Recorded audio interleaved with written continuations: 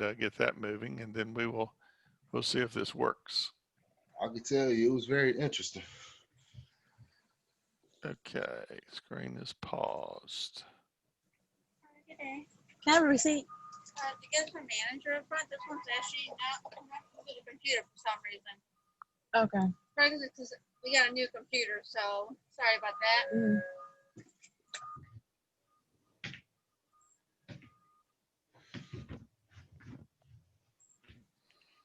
Well, I'm still not working here.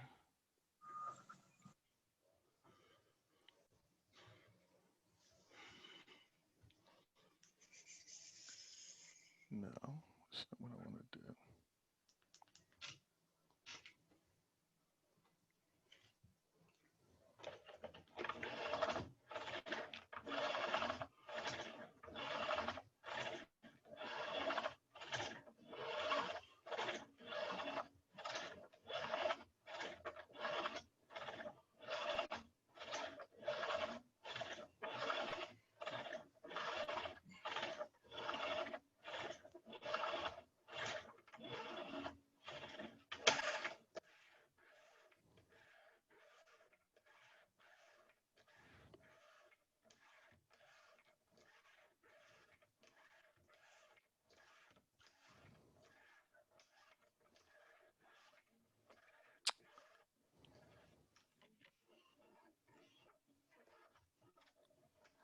Okay, I give up. I'll have to recount how you do this at some point in time. Questions, comments before we get started? Everyone should have got an email with your grades. If you haven't done so already, give me an email back that you have seen them and there's no issues. I want to turn those in as quickly as possible, so please do that as quickly as you can so we can get that back into their hands. So that's week one. Remember that each one of those sections count percentages. So your quiz, your participation will count. Quizzes are 30% of your grade. Your participation is 10%, and then it's 30-30 for your homework and your case studies. So at the end, we'll take the average of each one of those and multiply it by the points to give you your final grade. So, and that matches with what the syllabus says we should be doing. So if you have any questions, anything you're missing, I need that as soon as possible so we can get that grade in. I don't think there's very many people missing something, but if you are, please get that in. Overall grades are really good. And I think you could be proud of that. So even with all of our missteps with the Moodle, I'm really excited the fact that how much you did get into Moodle. That does make it really easier when everything's there and I can just go down through the list and grade, but I don't have to go back and check for emails and things. But at any rate, we got it done. So hopefully keep trying with Moodle, keep making the effort. If you keep struggling, we'll just do what we've been doing. But anyways, we will go with that. Any other issues or questions that have come up? For me. Okay. Everybody's pretty comfortable. I hope you do go. I'm sorry.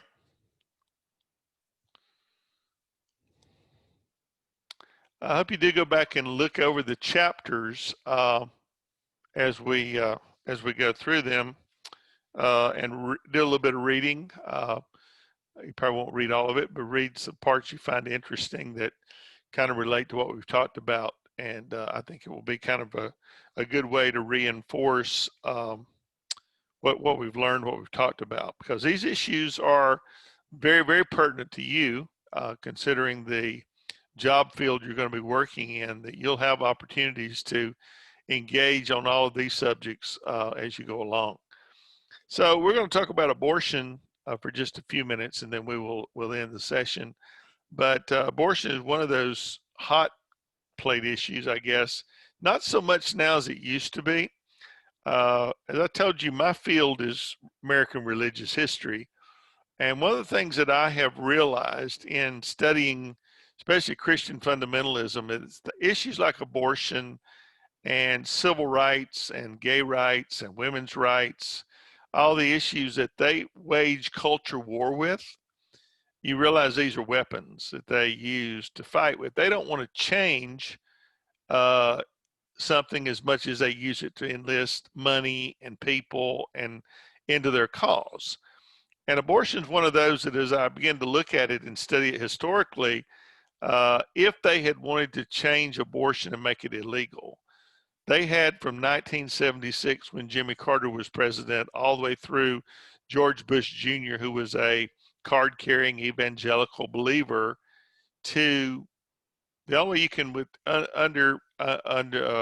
withdraw or change a Supreme Court ruling is to pass a law. And that one law that I find was ever put forward to try to change abortion, which tells me they really don't want to change it because they don't have a way to raise money to replace the money they would lose if it were to be changed. Abortion was a Supreme Court ruling 1973, Roe versus Wade, and it fired up, all of the Christian evangelical groups, and as a result, we've had these kind of, warfare ever since over this weapon. So it's important that we kind of understand this issue, and you no doubt, along with your ethical positions, I'm sure you have a feeling about abortion one way or the other, and we're not necessarily going to get involved with that, but that's your personal beliefs and mine. A lot of it is fed by religion. A lot of it is not fed by science, and that's a problem, I think. And part of what I research and write about today is the war between science and religion. And there has been a warfare going on between the two since the mid-1800s, when Darwin came out with his theory of evolution. It's always been, Christians looking kind of cross-eyed at science and saying, well, that doesn't meet our standard of the Bible, so it can't be true. I mean, we're fighting that same issue today. If you don't believe it's going on, check out the COVID virus and the war over mask or no mask, or science or not science, and all the craziness that has come out with this virus. The misinformation is killing people, basically.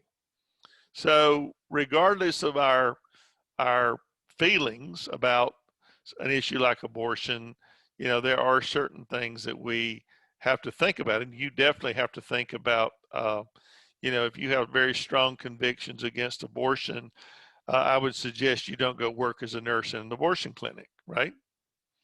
Because that would be a major violation of your own conscience. But, if you could work in there's a ton of other areas in medicine you can work in and feel comfortable with.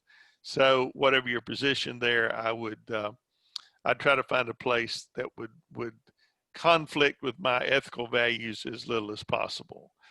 I think you understand when we're talking about ethics that it's not a perfect world, right? We don't live in a black and white world. We live in a very gray world where all these things kind of intersect and cross lines. I've often said this, that if you ever found a perfect job, you need to quit and go home, because there's something wrong with that. It doesn't matter where you work or what you're doing, you are going to come up against ethical conflicts. And you either, as I was told one time, learn to live with it or find you another place to work.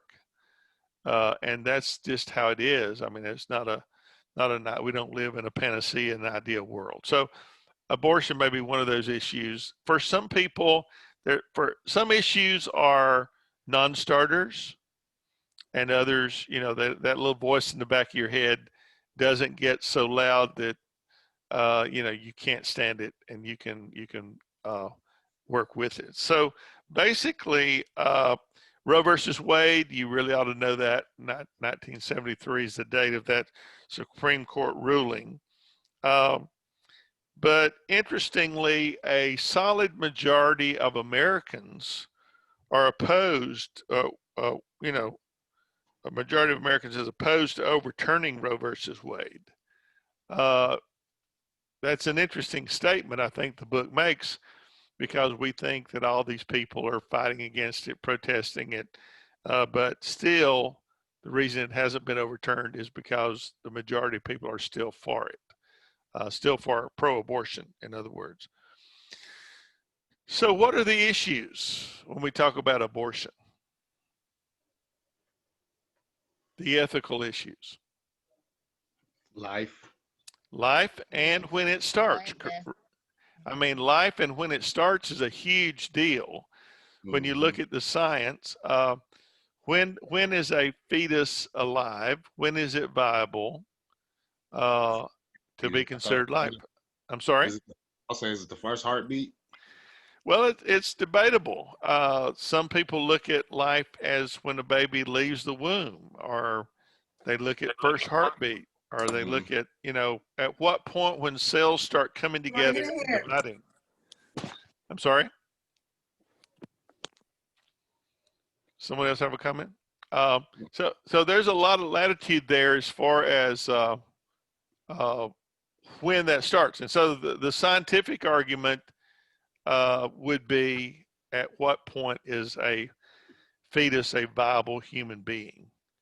It quits being a division of cells and begins shaping body organs, and you have a heart and you have a heartbeat, or brain waves, as we talked about this morning with euthanasia. The lack of brain function is where we've come to determine that a person is dead, right? But when that first brain function starts, is that when a human being is alive, or is it the first heartbeat or whatever? So these are not easy issues, are they?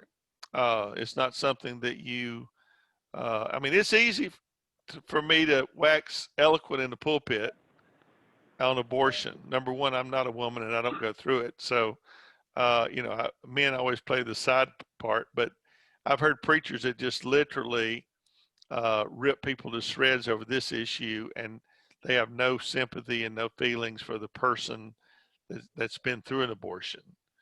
So there's all kinds of issues there. Anything else of interest? I just feel like it should be a choice. I just feel like it should be a choice. Like, as a woman, it should just be a choice. Like, I feel like it's certain circumstances that some people feel, but if you've been like raped or molested, or like, I think that's a choice where you should be able to make if you want to keep a kid or not. Well, my position, as I told you this morning, I'm a little more progressive Baptist than the average person.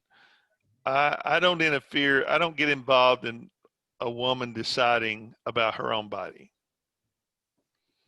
I think it is her choice. I think she is the one that lives either way with the consequences. Either, you have the child or you don't have the child. If you can live with all the consequences and you can feel good about yourself and go on and function, that's still your choice. You make the choices there. It's not for the pastor or the church or even your mother and father to make that choice, because you have to live with yourself when the day's done, and it's not my business to pass judgment on somebody's choices. Anybody else have a comment? No, that sounds about good. We go back to that golden mean we talked about the other day, or the middle way. It's a full-time job for me to keep my life in the middle of the road, and to keep it out of the ditch. I don't have time to keep everybody else out of the ditch usually. And I think a lot of these issues, even when you're in a work situation and you have someone come in that's going to have an abortion and you don't agree with it, it's still not your body.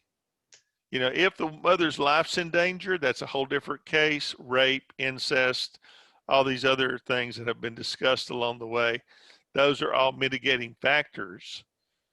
And if the lady asks for counsel, you could go through those, but then do it in some non-judgmental way. But I mean, that's outside the purview of, that's much more in the pastoral role than it is the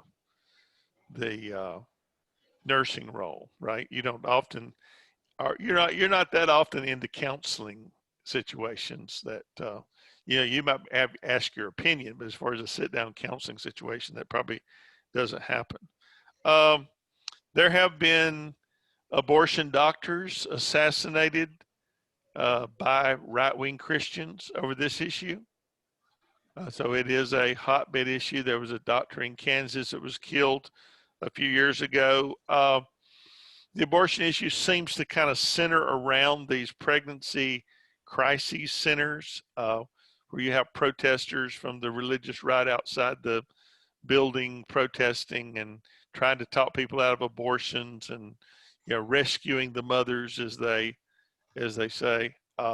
So that's a huge huge thing to consider.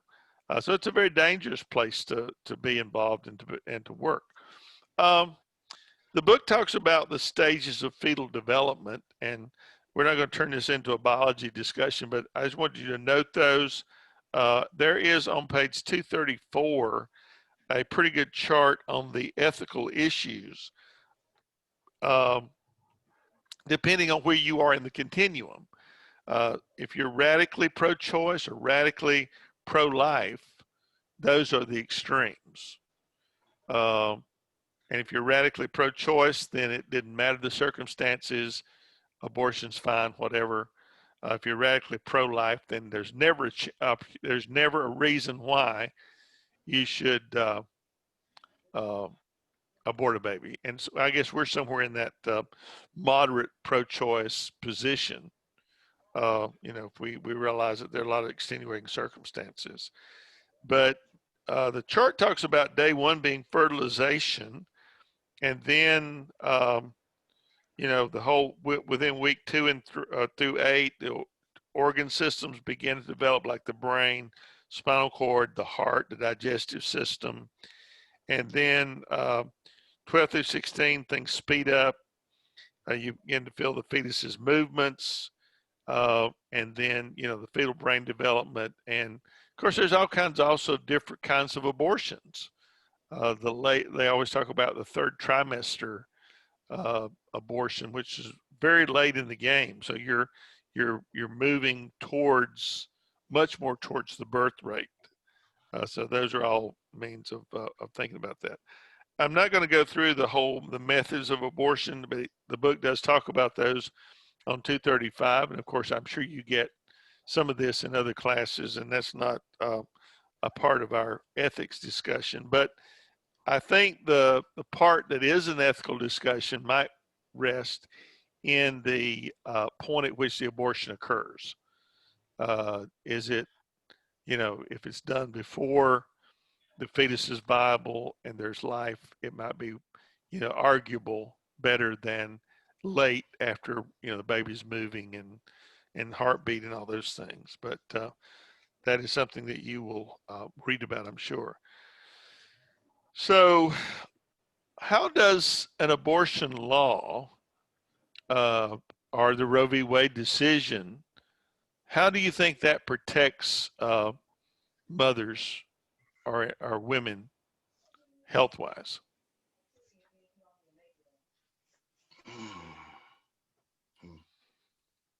I mean, where were women women have always gotten abortions.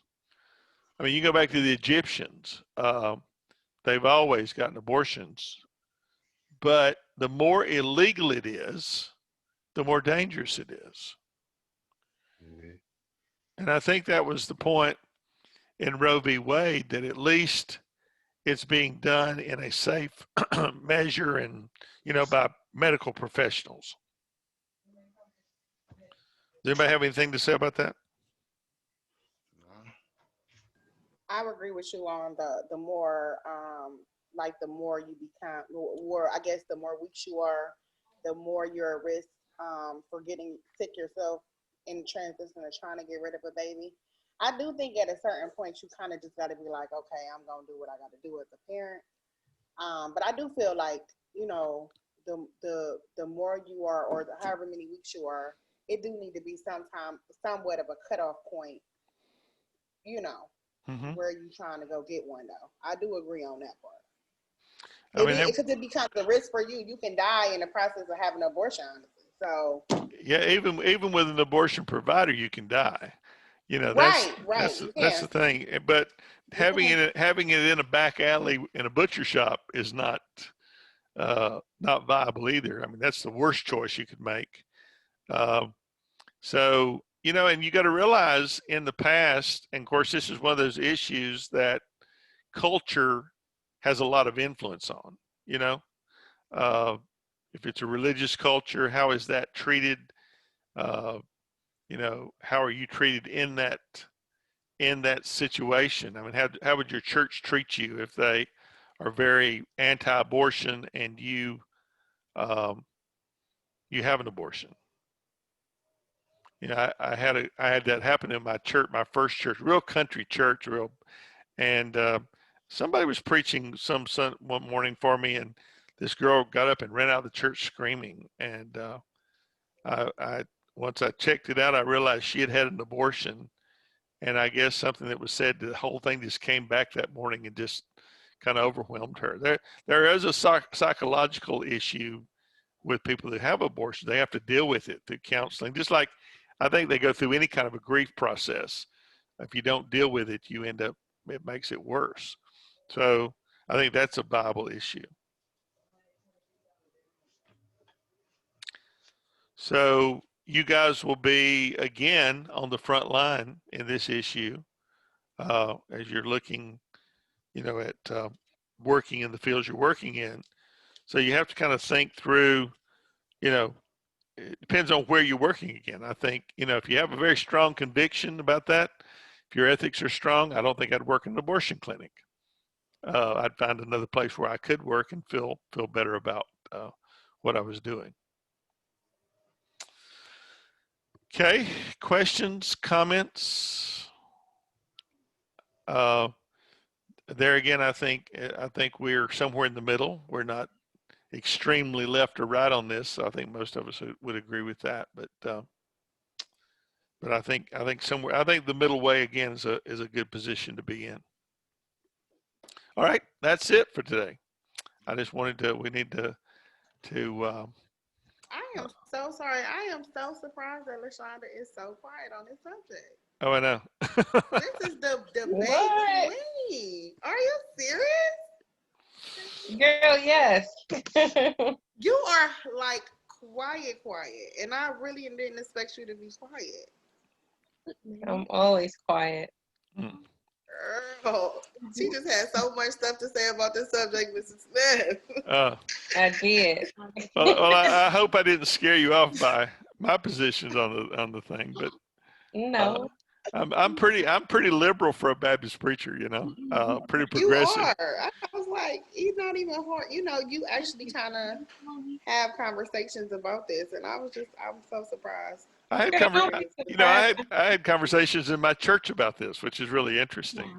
I mean, in my first church, which was my little home church, I had the first black preacher who had ever preached in that church come in to preach, and it was just so funny. I'm always in the middle of these issues, you know, like trying to change people. And the last church the church I'm still a member of, we literally organized we actually went to the gay pride thing we're the only church there the year we went to gay pride in Greenville. And were you the one, or were you guys the supporters, or like the ones that be like, no gay people, you know? No, we went to support. We had a booth and started a gay support group and turned Greenville around. Let me tell you a funny story and I'll let you go. The San Francisco Gay Pride Choir, the gay choir, San Francisco Gay Men's Choir, they were going to go on a overseas tour, and because of terrorism, they couldn't go. And so somebody told them if they would do concerts through the Republican states in the South, that they would underwrite them. And I belong to First Baptist in Greenville, which is a big building. And they called and asked could they do a concert at our church. Said they hadn't been in a church in 32 years. And so the pastor said, sure. And he said, but I don't know who'll come. And, you know, Greenville's the very center. It's the hotbed of Christian fundamentalism. Bob Jones is there and all these other schools. And so we had to have security there that night and everything. And so the choir came in on buses and were in our fellowship hall, and they had no idea who was in the congregation. And when they came around the building to come through the doors, the church was full. We seat about 1,500.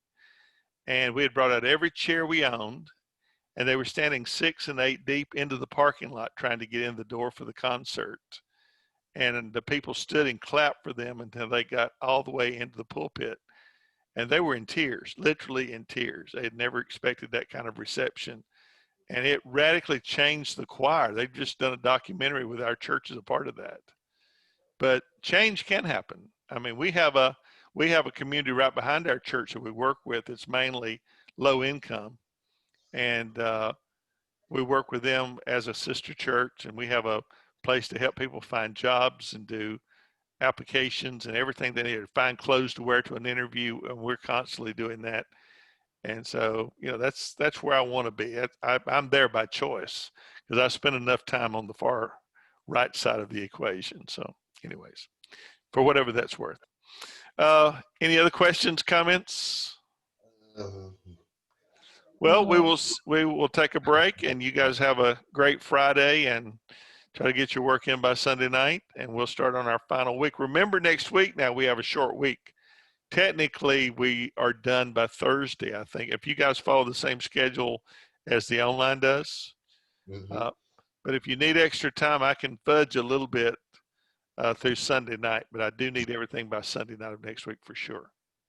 All right. Okay, fair enough. If you need me, I'll be by the phone all weekend. Okay. All right. All Thank right. you much. All Thank right, you. Mr. Smith. Thank you. See you guys Good later. day, everyone. Good weekend. You too. All Yeah. right. Take care. Bye bye.